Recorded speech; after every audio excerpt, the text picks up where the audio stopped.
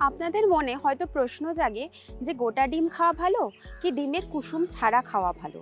প্রথমে বলি, অনেকেই জানেন যে ডিমের জন্য কোলেস্ট্রল হতে পারে, অথবা ডিমে যে হাই স্যাচুরেটেড ফ্যাটি অ্যাসিড আছে সেটার জন্য হার্টের স্বাস্থ্য এফেক্ট করতে পারে।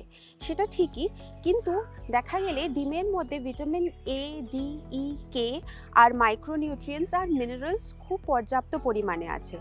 এইটার জন্য আমাদের হার্ট প্রোটেক্টও হয়।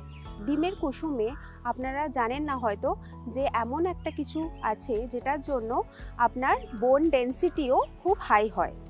তো এই বোন ডেন্সিটি বাড়াবার জন্য যে কুসুমের অবদান, সেইটাই ব্যবহার করে আমরা খাবারে অবশ্যই করে রোজ একটা করে ডিম খেতে পারি। কুসুম বাদ দেওয়ার কোনো প্রয়োজন নেই, আমরা ডিম কুসুম সহই খেতে পারি। ডাক্তাররা বলেছেন যে ডিম কিন্তু দিনে একবার করে খাওয়া যেতে পারে এবং কুসুম শুদ্ধই খাওয়া যেতে পারে। যারা মনে করেন যে প্রোটিন ইনটেক বাড়াবার জন্য আপনারা ডিম খাবেন, তারা কিন্তু ডিমের সাদা অংশ অনেক পরিমাণে খেতে পারেন, কিন্তু ডিমের কুসুম খেতে গেলে একটা ডিমের কুসুম খেতে পারেন। কোনো শারীরিক অসুখ থাকলে আপনারা অবশ্যই ডাক্তারের পরামর্শ নিয়ে ডিম খাবেন। সেদ্ধ ডিম ডাক্তাররা খেতে বলে, এবং আপনারা কিন্তু ফ্রাইড ডিম একটু অ্যাভয়েড করবেন, কারণ কিনা যে ভাজা ডিম হয়, ভাজা ডিমের অনেক অপকারিতা আছে।